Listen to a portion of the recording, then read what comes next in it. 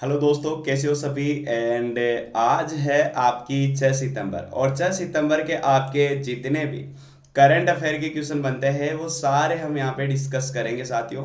ठीक है। तो चलिए दोस्तों शुरू करते हैं, और शुरू करने से पहले मैं दो लाइन आपको सुनाना चाहूंगा कि उठो तो ऐसे उठो कि फकर हो बुलंदी को। उठो तो ऐसे उठो कि फक्र हो बुलंदी को, और झुको तो ऐसे झुको कि बंदगी भी नाज करे साथियों। और इसी के साथ देखिएगा, अब हम शुरू करते हैं आज का सेशन। और आज के जितने भी आपके करंट अफेयर के क्वेश्चंस हो गए वो सारे के सारे हम यहाँ पे इस वीडियो में डिस्कस करेंगे साथियों। तो चलिए दोस्तों शुरू करते हैं। तो पहला क्वेश्चन आपकी स्क्रीन के सामने है। आपको बताना है कि निम्नलिखित में से किस राज्य की विधानसभा ने राज्य धरोहर है ना स्थलों की सुरक्षा के लिए विधेयक पारित किया है साथियों। तो देखेगा इस क्वेश्चन का आंसर क्या हो जाएगा, असम विधानसभा हो जाएगा। असम विधानसभा आपको याद रखना है। और इसी के साथ और भी आपको चीजें पूछी जाती है, जैसा कि यहाँ पे क्या है, केरल आया है। तो केरल का लिंगानुपात पहली बात 1084 है। पंजाब का लिंगानुपात 895 है। असम का लिंगानुपात 958 है। और हिमाचल प्रदेश का लिंगानुपात आपका 972 है मेरे साथियों। और देखेगा यहाँ पे विधानसभा की बात करी गई है सब में। तो विधानसभा को रखा जाता है आर्टिकल 170 में मेरे साथियों। सबसे ज्यादा विधानसभा की सीटें कहाँ पे है, तो आप बोलोगे सबसे ज्यादा विधानसभा की सीटें यूपी में है, 403 प्लस 1 है। लेकिन मैं पूछूं भाई सबसे कम कहाँ पे है, तो आप बोलोगे सिक्किम में है, 32 ही है ओनली। जबकि मिनिमम लिमिट कितनी होती है, तो 60 होती है। आपने सारी चीजें बड़े आसानी से बताई और बहुत ही बेहतरीन। और असम के सीएम कौन हो जाएंगे, तो आप बोलोगे सर्बानंद सोनोवाल आपके असम के सीएम हो जाएंगे। और गवर्नर की मैं बात करूं असम की, तो वो आपके जगदीश मुखी हो जाएंगे। ये सारी चीजें आपको पूछी जाती है। और असम की बात आई है यहाँ पे, तो असम में कौन कौन से आपके नेशनल पार्क है, तो आप बोलोगे मानस है। मानस के अलावा आपका काजीरंगा हो जाएगा, नामेरी हो जाएगा, आपका डिब्रूगढ़ हो जाएगा, और राजीव गांधी आरंग नेशनल पार्क हो जाएगा। ये सारे नेशनल पार्क आपको पूछे जाते हैं, याद रखना है मेरे साथियों। और इसी के साथ अब हम बढ़ते हैं नेक्स्ट क्वेश्चन की तरफ। और नेक्स्ट क्वेश्चन आपके सामने ये है मेरे प्यारे साथियों।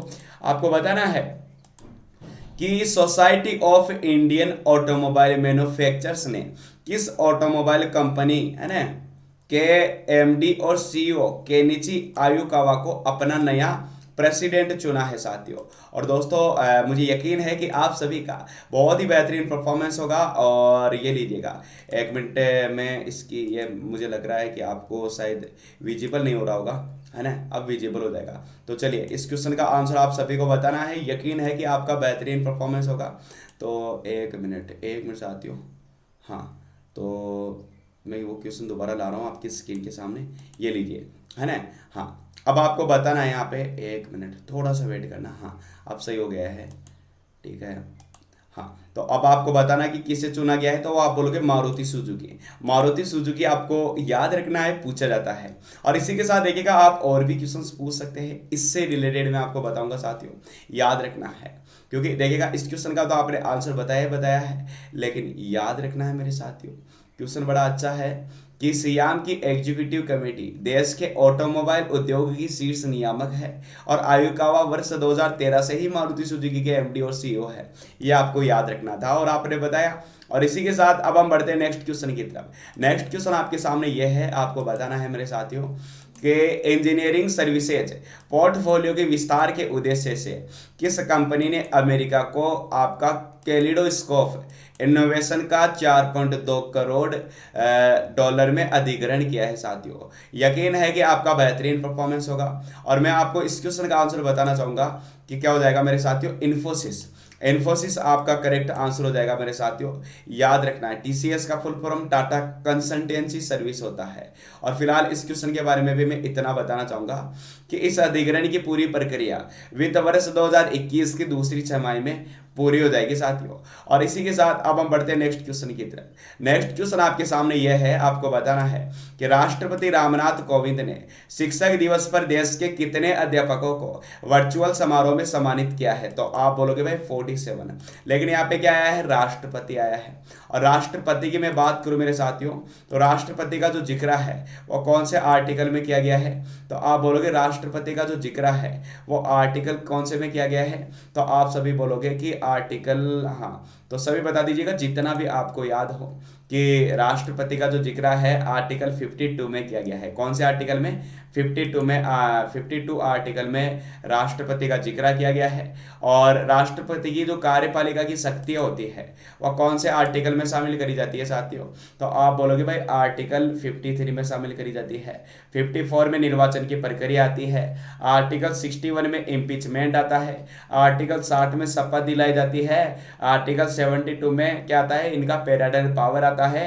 108 में जॉइंट सेशन आता है। आर्टिकल 123 में इनका अध्यादेश आता है साथियों। यानी कि आप सभी ने बताया। लेकिन मैं पूछना चाहूंगा कि अंतर्राष्ट्रीय शिक्षक दिवस कब मनाया जाता है? तो आप बोलोगे 5 अक्टूबर को आपका अंतर्राष्ट्रीय शिक्षक दिवस भी मनाया जाता है। इसी के साथ अब हम बढ़ते हैं नेक्स्ट क्वेश्चन की तरफ। इस क्वेश्चन का सभी ने आंसर किया है।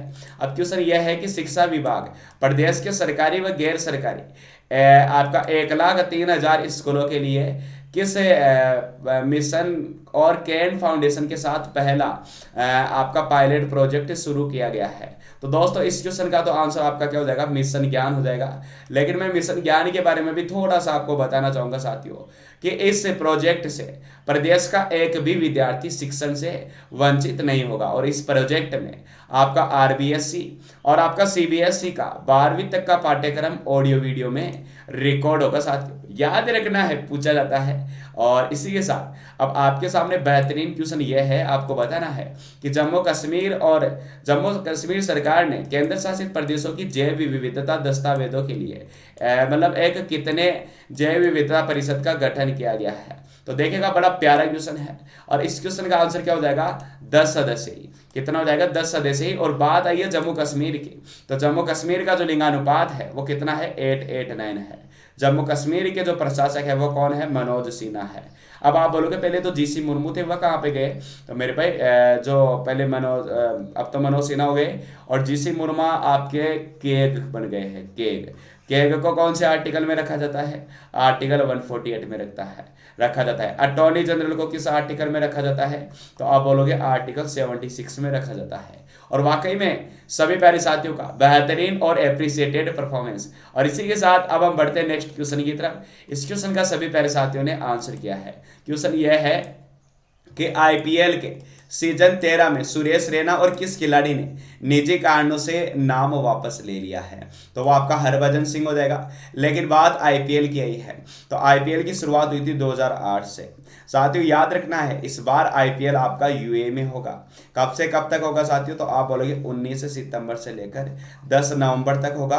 और इसी के साथ आप बोलोगे दुबई में तो आपका आईसीसी का भी मुख्यालय है, इंटरनेशनल क्रिकेट काउंसिल का भी मुख्यालय है, जिसकी स्थापना 1904 में करी गई थी। ठीक है, यानी कि ये सारी चीजें आपको डेफिनेटली पूछी जाती है और आप सभी ने बताया है। ठीक है, अब हम बढ़े नेक्स्ट क्वेश्चन की तरफ। चलिए अब हम बढ़ते हैं नेक्स्ट क्वेश्चन की तरफ। इस क्वेश्चन का सभी प्यारे साथियों ने आंसर बताया है। क्वेश्चन यह है कि चीन से आसियान देशों में अपने फैक्ट्री को शिफ्ट करने वाली कंपनियों को किस देश ने सब्सिडी देने की घोषणा करी है? तो फिलहाल इस क्वेश्चन का आंसर तो आपका जापान हो जाएगा। सॉरी, जापान नहीं, आपका क्या हो जाएगा साथियों? तो आप बोलोगे कि अमेरिका हो जाएगा। याद रखना है ना। तो सॉरी, चीन से आसियान फैक्ट्री शिफ्ट करने वाले, हाँ जापान ही होगा इसका। और इसी के साथ मैं आपको बताना चाहूंगा साथियों, यहाँ पे क्या आया है? आसियान में कितने देश शामिल है? तो आप बोलोगे 10 देश शामिल है। आसियान की स्थापना कब करी गई थी?